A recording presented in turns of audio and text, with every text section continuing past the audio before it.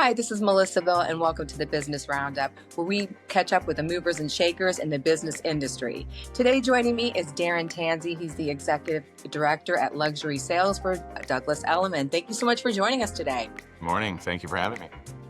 So I know Miami, we were talking about it before we got on the call, but Miami is definitely a very diverse, Miami Beach in general, a diverse market, and it's changed tremendously over the years. And I mean, that's your specialty, correct? You deal with like the luxury market there?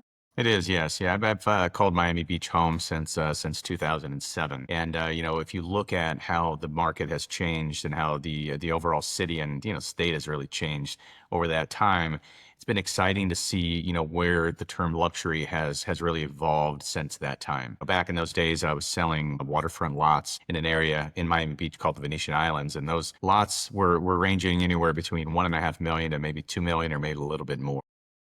500 square feet, 60 feet on the water. Those lots right now, should one be able to find one that's not built, those lots could, fetch an upwards of $10 million depending upon the location and view. So Wow. it's amazing to see what's happened, what's transformed, and, really excited to see what's going to happen over the next 5 or 10 years as well. Now, what are some of the other areas? I know it's evolving, but like some of the areas that you think are really changing the most, that you've seen the most change. I know I was talking to you about Midtown. Are you seeing changes there on the water, like the intercoastal area? Yeah, precisely. It's Miami Beach and South Beach is what people think what Miami Beach is, even though it's just a specific area. You're looking at areas like Midtown, Edgewater, Wynwood, the Design District, and now even more pushing up further north in a place called Bay Harbor Islands. These are locations that where you're really starting to see, a tremendous amount of growth, development, and also an opportunity for investors to come in. Prices have gone up high in certain areas, like we had mentioned, Miami Beach, and also the density is starting to happen in areas such as Brickell or our downtown urban core and financial area. People are looking at areas like Edgewater, which is very close to Midtown. And if you know on a map, there's two main bridges or causeways is what we call them to get over to Miami Beach. Edgewater is right in the middle, and Edgewater is on the water. And you have an area that you're starting to see vertical development with buildings up to about 65 stories. So those areas right there, there's a lot of opportunity. There's projects like the Addition, which is a globally known brand, buildings like a building called Villa. These are going to really start to transform what used to be more of investment style properties and condominiums to these are larger residences for the types of people that are now coming down here, business professionals that are seeking, 3, 4, 5,000 square feet and upwards. The level of amenities and services are also that of something that is highly, highly sought after. So new buildings that are coming along, they're all, very competitive in terms of these services, the amenities that they offer. Bay Harbor Islands, I mentioned that. It's an area to where just behind Bal Harbor Shops, which people know Bal Harbor, they know Bal Harbor Shops and the great shopping that's up there. Bay Harbor Islands is right behind there. Used to be a sleepy little area. You have some development that's there. You have a great elementary school, but now you're starting to see new development with prices in the areas of $1,500 to $2,000 a square foot and upwards. And people like that area because not only is it safe and family friendly, you're a walk to the ocean, you're a walk to Bal Harbor Shops, and you're starting to get new product that is much more affordable today than it was before. I know I remember that area. There was a really good, like, little Italian restaurant in Bell Harbor Shops that used to kind of get busy. But it was like, yeah, you had people just kind of walking from their neighborhoods and they can easily access like the restaurants and places over there. Exactly. Yeah, it's now you have this big expansion going on at Bal Harbor Shops. So all that great shopping in those restaurants is now it's going outwards, it's going upwards, and you're getting some pretty great restaurants that are not only coming to the shops, but you're getting places like Bon Sushi, which is a very well known, famed sushi restaurant out of New York. They just announced that they will be going to Bay Harbor Islands on top of the Well, which is a wellness center and condominium office style living. It's another brand that's got in New York, and then La Murray, which is Regency Development. That's a company based out of Chicago, and that is the project that I'm representing. And we have several new buildings that are going up in the area. And now, with that, how would you say the buyer demographics are changing? You see different types of buyers, international, domestic. Like, what are you seeing? I'd say since dating back, and we're going to go back about 5 years, which which is wild to think, COVID is, 5 years in the past now. But since then, prior to that, the international buyer here in South Florida, especially the Miami area, was something that all of us in the profession and the industry really sought after, because that's where that money was coming in. It was coming as flight capital, out of certain countries with governmental changes, but it was also coming in as a stay to where the international buyer and their family could know that they have a place safekeeping with nice appreciation in terms of value, that they can come. Fast forward 5 years from now, plus, you're seeing much more of a domestic buyer that is coming in. And that domestic buyer is looking at an area like South Florida, Miami Beach, and surrounding areas as more of a livable location on a 12-month basis. It's not just your grandmother's and grandfather's vacation home anymore, where they're just going to sit out and watch the world go by. This is a very dynamic city, an area to where there's more shopping, there's more restaurants, there's more arts, culture, entertainment, activities. We have F1 race that came to Miami that's going to be here for a while now, so that's coming up this weekend. All of this brings in so much attention to this area, and people see that not only is the area getting better, but our education is stronger, and also you're looking at the fact that people still do come down here with favorable taxes. Yeah, the other thing we have a lot better situation with the tax and stuff, so that's also a draw for where are you seeing a lot of or domestic buyers coming from? I think you're looking at states right now. I would say the biggest from a domestic standpoint, it's always going to be New York, but you're seeing more from Illinois and also Chicago, or excuse me, Illinois and also California. Chicago has changed quite a bit. I actually lived in Chicago for 10 years. I'm born and raised in Iowa, southeast corner. So, Chicago is one of the best cities in the world, in my opinion. It's changed quite a bit since COVID. So we've seen more and more people from Chicago not only come down here from a personal standpoint, but also professionally. The taxes have been high there. Unfortunately, we've seen more crime that has happened throughout the city, and large industries and companies have taken up and moved shop, such as Citadel, which is very well known. Citadel left Chicago and they moved their entire headquarters down here. And Ken Griffin, their founder, is actually building a multi-billion-dollar mixed-use building in Brickell. When you're looking at states like California, not only have there been challenges when it comes to, local state government and high taxes and cost of living, but now you have the mass, tragedy when it came to wildfires that happened, specifically in Pacific Palisades. I have a family that I close on a new property with them in Miami Beach on Wednesday. Their house was spared. Everyone else in their neighborhood, their houses burned down to the ground. The kids were going to school in a makeshift school set up in an office building, and their entire family. One of them, he was from South Florida. They're moving here with their two children, and life is going to be anew. They're not the only ones, and I know that there's plenty more that have come this way. The relocation, yeah, that Pasadena, I know they're trying to rebuild. I was just talking to somebody, that's another thing, but they're working hard to kind of rebuild the city and put, funding into it and get it back on its feet. And with that, now I know you were talking about there's a lot of multi-million dollar developments that are also happening in Miami Beach, Miami area. What are some of the behind the scenes on that type of thing? Like I know you mentioned the Addition. What are some other ones that are notable that are going up? Yeah, you have Marriott has really put their stake in the ground here in South Florida with projects like the Ritz-Carlton residences in Miami Beach, project that I represented going back to 2016. Fast forward, I actually live in one myself, which is your branded residential, and that's something that people really do look for now, especially this very high end discerning buyer that can really buy a secondary, tertiary property really anywhere in the world. You have the Four Seasons that have come down here. They have done quite a bit in the Surfside area. They have incredible real estate all along the ocean, 1,000 plus linear feet on the ocean, and you're starting to see price per square foot in some of these high-end projects that are well exceeding $5,000 per square foot. One has a building come along. You're going to see more Ritz-Carltons come up. There's the Raleigh, the Shore Club, and really the list goes on down here. I remember the Shore Club and the Raleigh, definitely. Shore Club was doing well back then. Is it still kind of going? Well, the Shore Club now, it's going in a completely different direction, because the Shore Club now has a new development coming that's going to be a hotel, and it's also going to be a condo. Robert A.M. Stern, which is a world-renowned architect, is doing his first condominium on the ocean.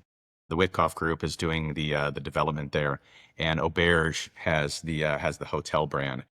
They are nearly sold out, well over 85%, and they're averaging over $5,000 per square foot now. So you take that level of buyer and $100+ million penthouse that has been sold. Once that building is launched, you're going to look at this particular area that's right in South Beach. And before, you used to go to places like Mint, which I'm sure that you remember way back in the day, which was right in front of that. But now you're going to have, multi-million-dollar residences, 9-figure residences. We're going to have, income levels that are well into the billions that are going to be living and residing in that area. So it's a big change in terms of what used to be there before. And these places are selling out. Are they just, I mean, when you're talking about they start, the building process, is it like way ahead? Are you seeing like a big change as far as how fast they're selling? Yeah, it's a new development is something when you're looking at these buildings that we just spoke of. All of this is all a brand new development. There's a new building that's also going up by an international brand, DMOC. They're very well known. They do all of their development is as out of the Dubai and Abu Dhabi area. So their starting prices are going to be around $4,000 a foot. That's up in Surfside.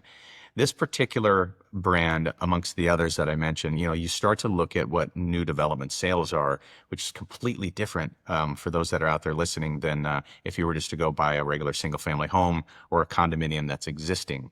Buyers are coming in and they're looking at more of a long-term investment, and you're looking at areas like Miami that now people are comfortable coming in to put 40 to 50% down on some of these residences that are starting price at $10 million.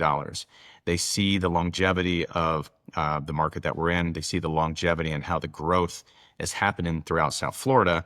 And they see that if I'm going to go ahead and put my deposits in now, I'm going to buy off paper or a floor plan if you're looking at all of these renderings, knowing what kind of brand is coming in, knowing the architect or architect that has the star power that's coming in to design these buildings. And you're looking at the highest level of lifestyle to where ultra high net worth individuals can come in and see themselves here when they're in Miami Beach, or the surrounding areas. They know what they're going to be getting once they walk in the door, because they're basically transforming their lifestyle where it was before to where they become here in South Florida.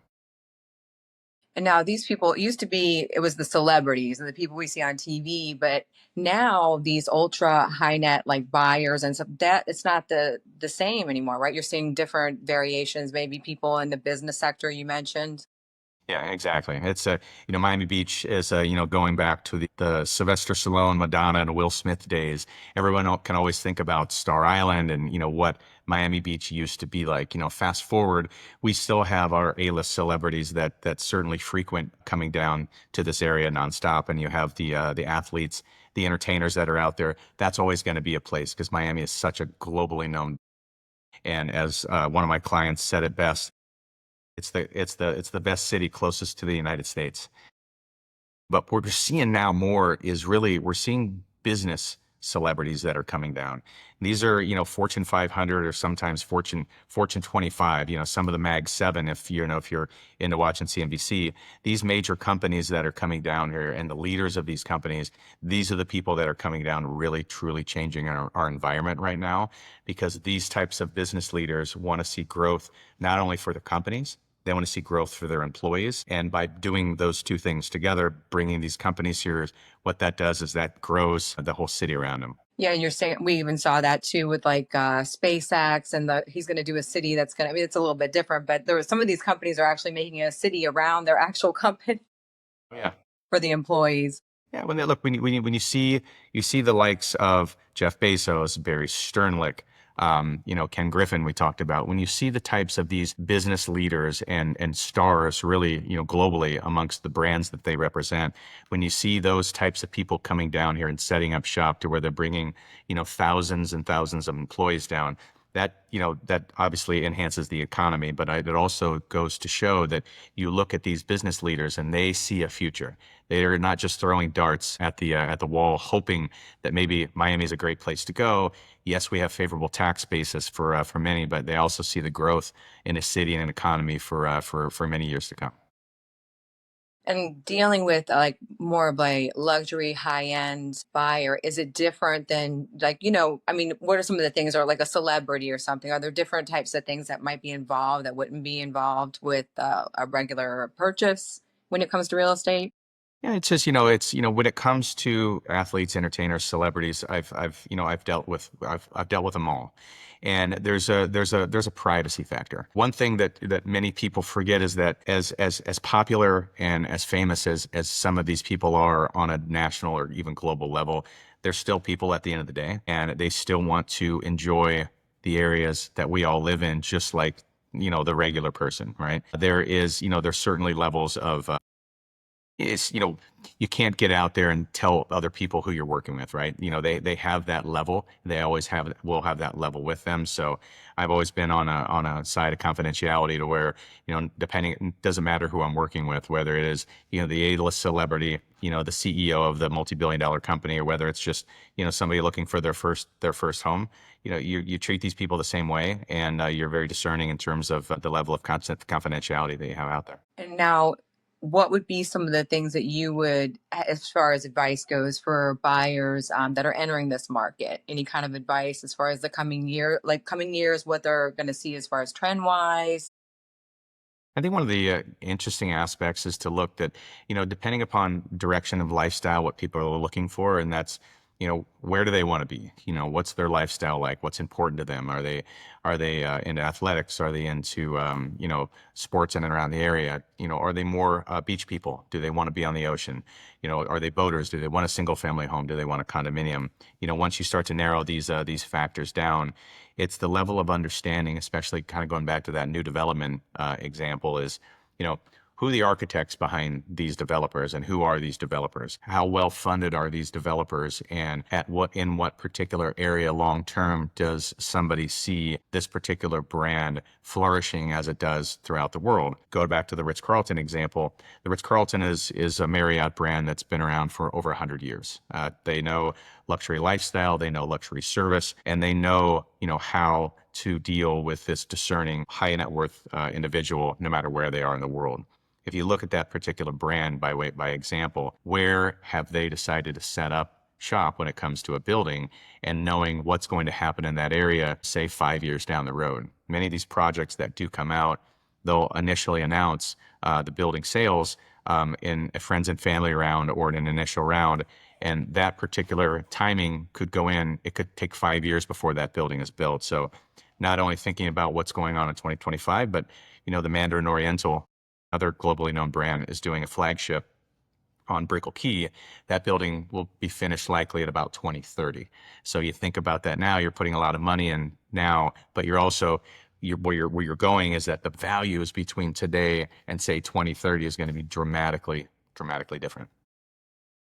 And you think it's just going to continue to grow? I mean, as far as, yeah. Without a So doubt. even, It's without a doubt. It's, there's Miami is probably, from a city standpoint, probably has more ebbs and flows in the market than most other cities nationally, maybe something in the lines of most other cities in the world.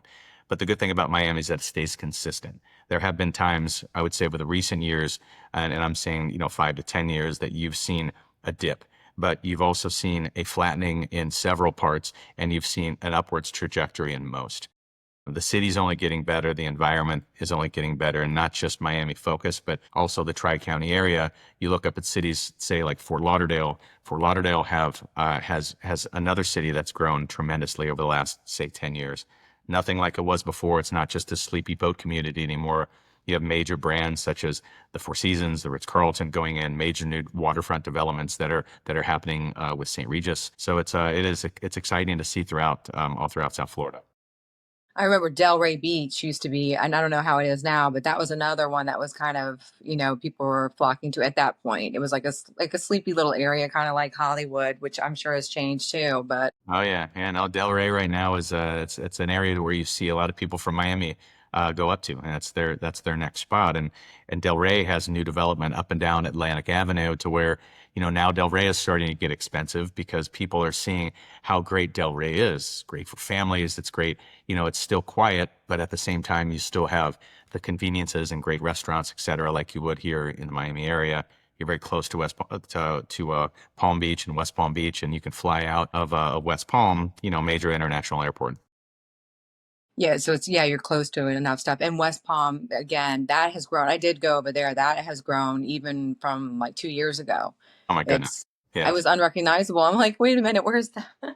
Yeah, Yeah. Stephen Ross, local developer related. These are two big name developers that have done quite a bit. You're seeing more and more of the higher end luxury that's starting to come in West Palm Beach, which you never seen before. The buildings like the Bristol, developed by Al Adelson.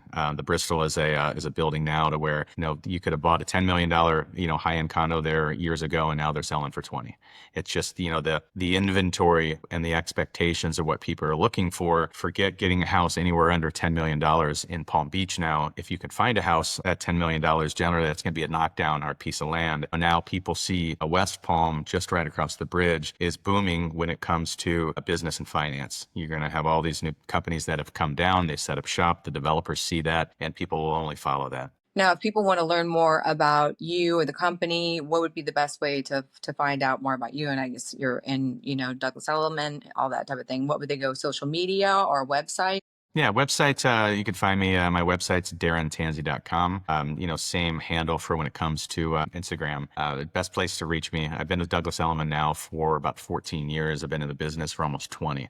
So I some longevity still happening. I think there's a great outlook when it comes to these next 5 to 10 years in our market. It's exciting to see. And no, we're happy down here. Very busy. Well, thank you so much for joining us today. I really appreciate it. Some great insight into what's going on in that market. Okay, wonderful. Thank you again for having me.